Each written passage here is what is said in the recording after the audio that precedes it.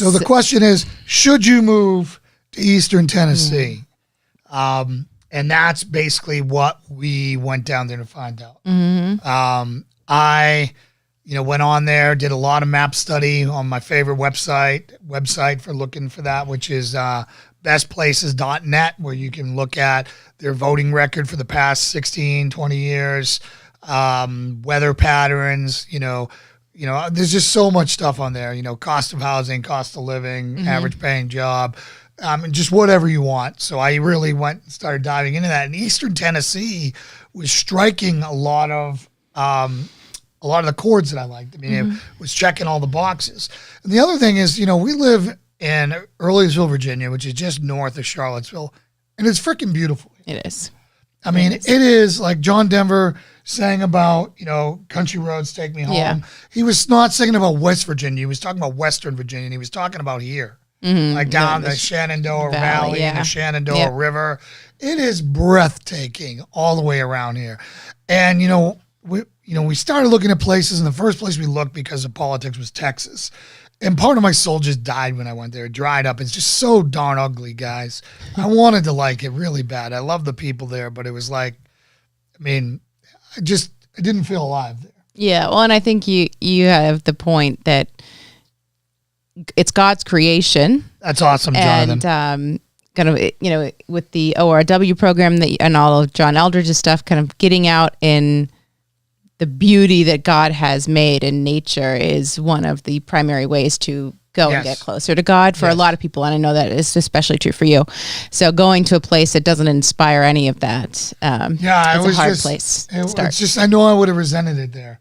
I would have felt like I was prisoner of Texas because of my beliefs and an unnatural, dead place, where it just felt like, it all felt like Pigeon Forge.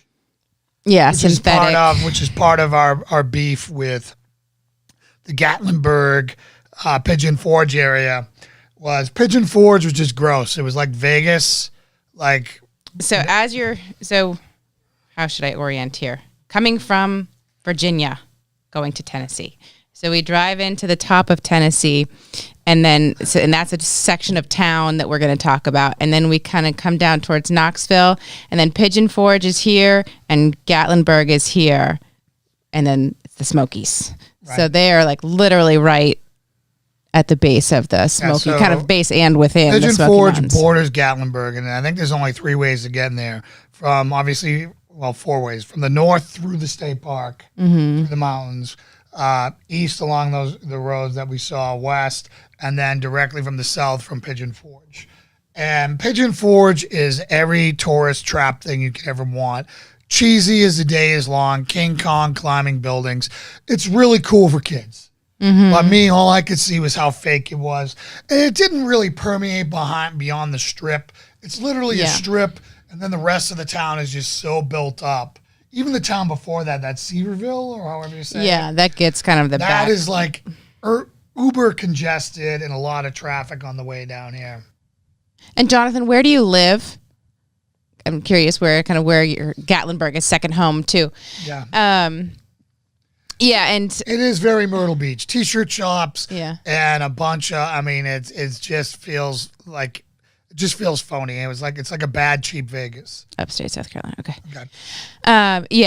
It certainly was, and it's just so much traffic. And we were there on a weekend, but a random weekend in January, off season. Yeah, so that area, I think, certainly way too congested. Traffic would be a daily part of your life. Who wants to go live in the country and be in bumper to bumper traffic everywhere you go? Yeah. My primary kind of, the tourist stuff aside, my primary feedback of being that close to the mountains is I felt claustrophobic the entire time. Yeah. You really lose kind of the beauty of the scale of the mountains, and also kind of any breathing room when they put these in Gatlinburg, and kind of the areas that are like really right up there, kind of within the mountain, because they're fit like a road and two rows of buildings or whatever, and then you have like mountain, and we're used to a little bit kind of more space. Right. And so I didn't like kind of how on top of everything it was in order to fit everything that they put in there. And so I felt a lot better and liked the towns better that were 30 minutes away from kind of the base of the mountains, 20, that 30, you could yeah. see, you got that scale of the mountains, but you could also have some field and space. One thing and you stuff. guys need to know is that you can see the mountains from forever away. Mm-hmm. They're giant. You can see them from 81 and 40. They're huge, right? So you can have mountain views an hour and a half away. I mean, it's really remarkable. Yeah. So I'm going to be kinder to Gatlinburg. Gatlinburg is overdeveloped. It's cute. It's in a bowl surrounded by the mountains.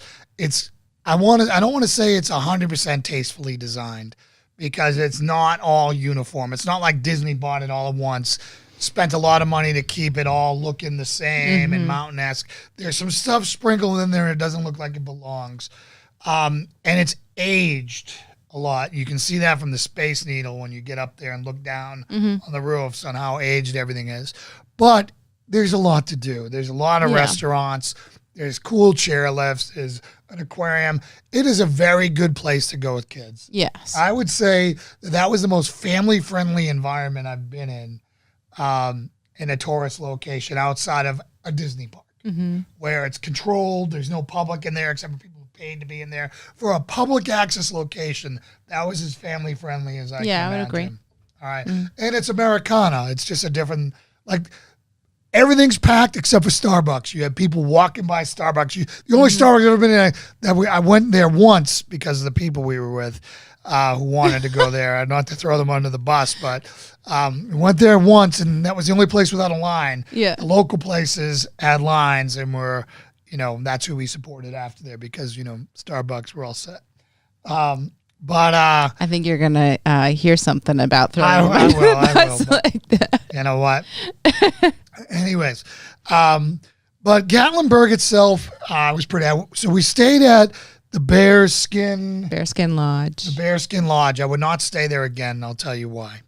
The rooms were fine. The beds were super uncomfortable. They have a gas fireplace, a giant jacuzzi tub in their suite for two. 3 for small people, I guess.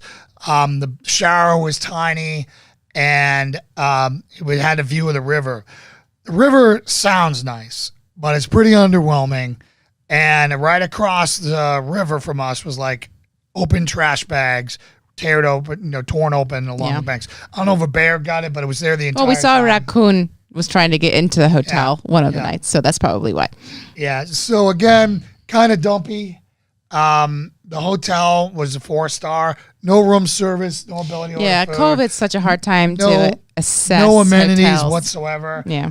Their breakfast bar closed at 9 on Sunday. Yeah, 7 to 9 on Sunday, and I got there at 9:20 and couldn't get anything. So again, I wouldn't stay there. It was clean, people were super nice, but everyone was nice. The 2 restaurants we went to, the Cherokee Grill, I had an amazing steak, an amazing meal there. No complaints. And then the Peddler Grill, the both steakhouses, and both were fantastic. Ridiculous lines to get in there if you don't get it, if you didn't make reservations at Cherokee and that. So the next day we went to Nashville. Not Nashville. Jeez, I wish we went to Nashville. Knoxville. And we took the western way out of so through the state park. Yeah, we went through the state park. It's beautiful. It's tiny, tiny, tiny little towns.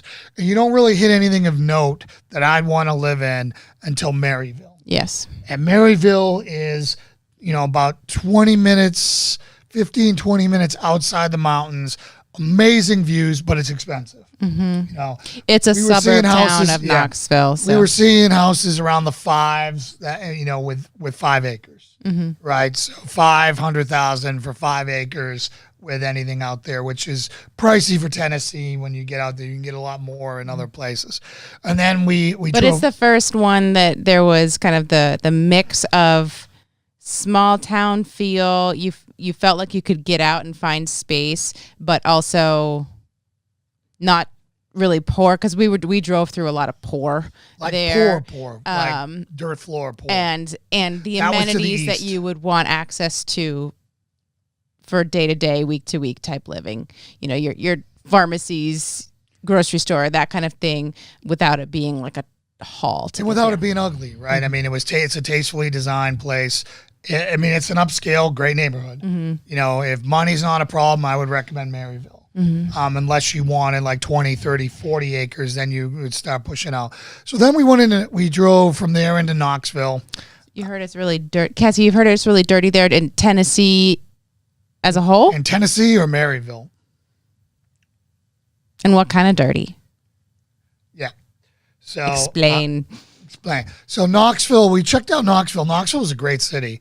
It reminded me it was bigger than Richmond. Yeah, so Richmond is our closest city here for us in Virginia, and we've always liked it. Because to you said Richmond reminds you of like an empty Boston. Yeah, Richmond right? Reminded me of an empty Boston. This isn't like Boston. It's the architecture is a lot of old brick, which might have been what the old Boston is, but it's turned more into sky risers. I really liked Knoxville. It's a foodie town. It's got a ton of restaurants. We didn't stay. We just drove through it, but I've spent a lot of time watching reviews and videos and all that stuff. I mean, it's got 100,000 person stadium for college football. Not that I would ever go see that. One of the biggest negatives is that it is a college university town. Yes. Or city. So that's naturally going to get liberal. Bring that kind of vibe there and that kind of politics there. But I think as a whole, the politics and population of Tennessee and the cities are still enough to sway it Republican, but you're going to be a slightly more. Yeah, I wouldn't purpley. live in Knoxville, the city. I wouldn't mind going in there and visiting and having access to it. It really does have a lot of cool things. But, you know, I'd be darned if I'm going to move there and move to the only blue part of town besides that in Nashville. Right? You know, but, again, really cool. And then we headed back east along, you know, one of the routes there, came back in through a town that paralleled to the east of Pigeon Forge, or the west of Pigeon Forge. Something. I'm blanking on the name. Anyways, really nice. There were two colleges there, two community colleges there. Absolutely beautiful. You're staring at the mountains the whole way. Those are another two towns that I thought one was Gray. Called Gray. But I think there is a Gray too. Yeah. Absolutely beautiful towns there. There was also a town that when you're coming east out of Knoxville, you're climbing an altitude all the time and you don't get a lot of view. And then all of a sudden you crest this hill in this one town there, and there's all the Smoky Mountains in front of you. It's gorgeous, and that's a town I would live in too. That's about 25 minutes, I would say, outside of Knoxville. And we only stayed on like the main, not the highway roads, but the main roads kind of between places. So we did not explore much of the kind of what the country neighborhoods would have been in all of these areas. But generally as a feel, you could see kind of how town to town it's shifted of kind of what the economics would be from area to area. So Jonathan said, check out Pickens County and Oconee County in upstate South Carolina. Beautiful mountains and quiet, close to Lake. There's no way I'm going to say that right. Coe and Lake Jockasee, whatever, and Lake Hartwell in God's country, Clemson. So the reason why we didn't go to South Carolina, or why it wasn't on our radar, because Greenville really was a really great place that I felt was a great town, an up and coming town, a business friendly town, a beautiful place. Was one, it's so darn hot. I mean, it's melt your face hot there, and I didn't know if the mountains there, like we were looking at Traveler's Rest. Jonathan, up in that area to try to get some altitude to get to some cooler temps, because I don't want to be a prisoner in my house of 1,000,000 degrees, you know, unless I'm on a lake or something like that. If I'm on a lake, I'm not going to have the acreage I want. Yeah. Right. So anyways, and we didn't really see a lot. I mean, we looked at a lot of houses online there, and there really wasn't much available right to the north between Greenville, South Carolina, and say Asheville. Yes. There wasn't really anything. Last year anyways. Yep. So anyways, we went to, so that was, you know, that area.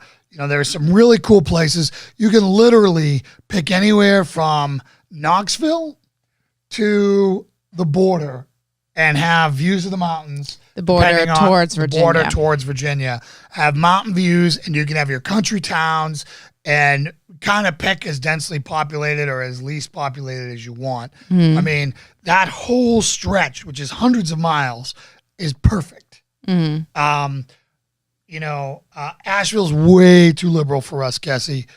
You know, they're doing reparations there. That city passed reparations for slavery for their citizens. So I'm all set with Asheville, but it is beautiful. It's just very hippy dippy and artsy, which is fine, but the hippy dippy not so much, because then you get legislation to pay reparations for somebody who wasn't even alive during that time. So, anyways, we went back to Gatlinburg, and then we headed out east, and we were expecting it to be very similar to the west.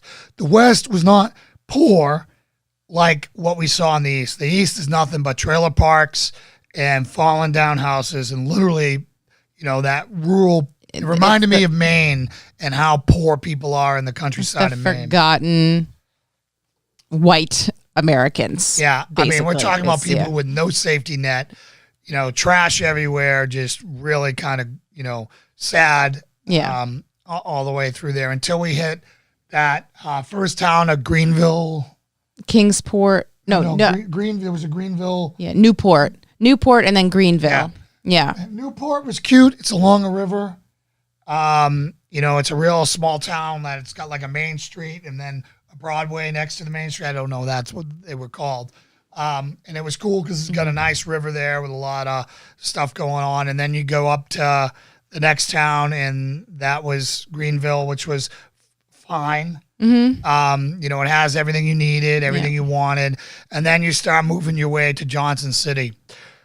We got to Johnson City, and it was gorgeous. It was our favorite part of the whole state. It is small. It's got a nice hospital, a VA hospital.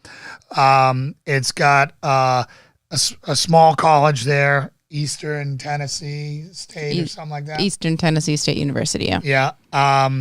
And the whole town, all the towns around it were really cool, though. You couldn't find a bad view there if you tried. It's the first place where I was at where I felt like the view was better than anything in Charlottesville. Yeah, the views were great. The town was cute. It was similar to Charlottesville, and I think that's the part that concerns me because there's a university there as well. And we were trying to research what the politics of the university were, and I saw some mixed feedback there. Some students said it was conservative, and some other students were saying that it was a little too liberal.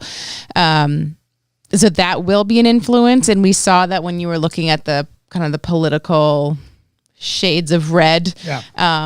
That Johnson City area in itself was a little less, but still labeled as conservative. It was barely conservative. So again, not the place where I'd want to live, but on the suburbs around it. So as long as you feel confident that towns that were deep red, absolutely amazing. And then Elizabethton is one, and then there's some other ones that are up there. And then, you know, we were pretty excited because we saw some water on the map to the east of Kingsport. And on the way in, we thought we went through Kingsport, but it turned out not to be Kingsport. We went in, and it was terrible. It was this town that was industrial at one point and looks like it's totally imploded because all the industry left.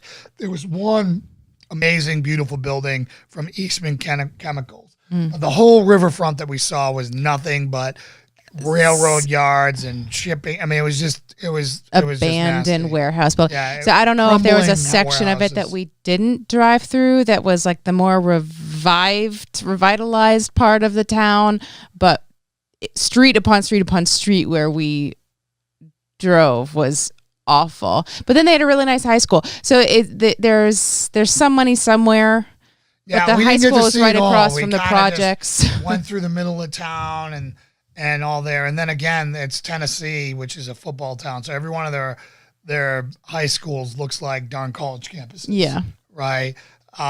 You know, and then, there were probably some really nice parts of that town. We just didn't see it, and it was just such a turn off. Whereas Johnson City was so beautiful. Went to the airport. The airport was reminding us of Charlottesville Airport. So there's a larger airport in Knoxville area, and then there's this Tri-Cities airport. It's kind of right between Johnson City and Kingsport, and that reminds us very similar in size. It seems to the Charlottesville airport, which we have just 10 minutes from us here. So, it was a worthwhile trip.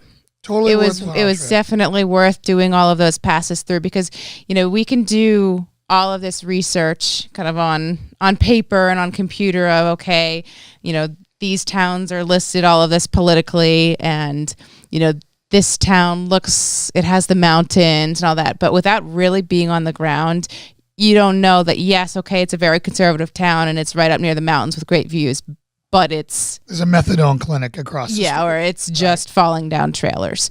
Yeah. So getting on the ground is so valuable. Anytime you're considering moving like that, do more than just your internet research. So, we plan on doing some forays back out there, particularly in the Johnson City area. I want to hit Mountain City.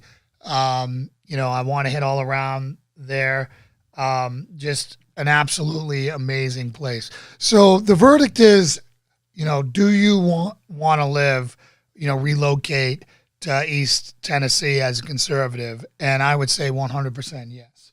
There is just so much ground there between, like I said, between the Virginia border, which, it was 4 hours from us from the Virginia border from Johnson City to Charlotte. It's like 4.25. Yeah. Yeah.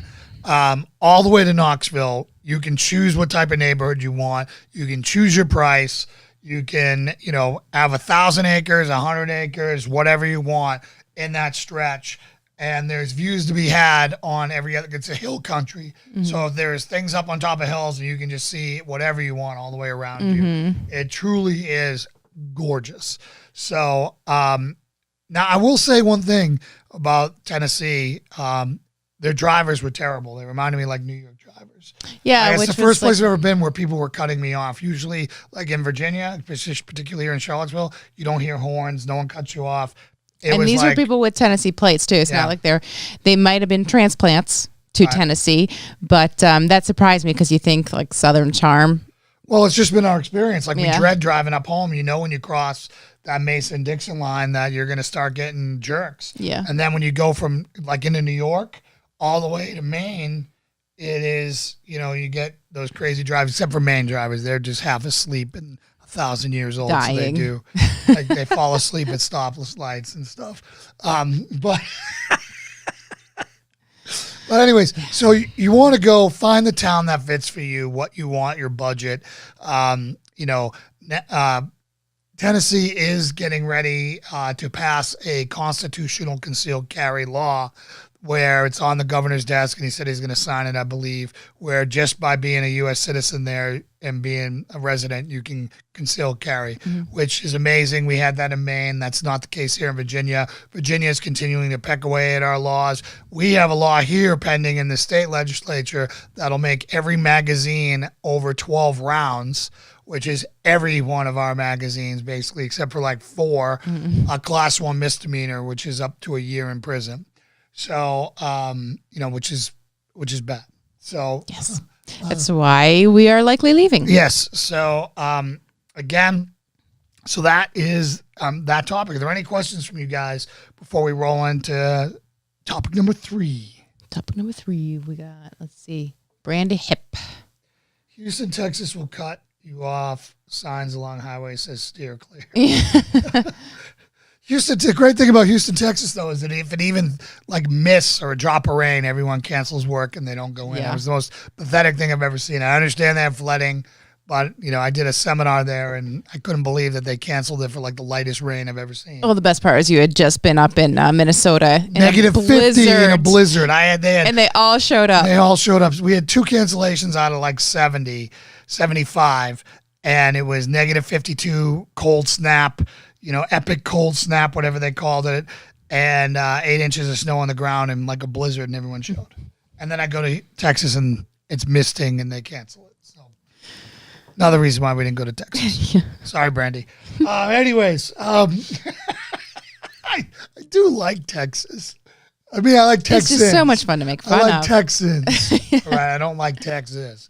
But I remember when David Vaught was trying to get us to move there. Yeah. And I did the research on the bugs in Texas, and I just kept sending him all these reasons. Nope. And oh my goodness, the bugs there. Holy smokes. they got some scary looking bugs, but Maine has a quantity of little annoying bugs. Texas has the bugs that will like haunt your dreams.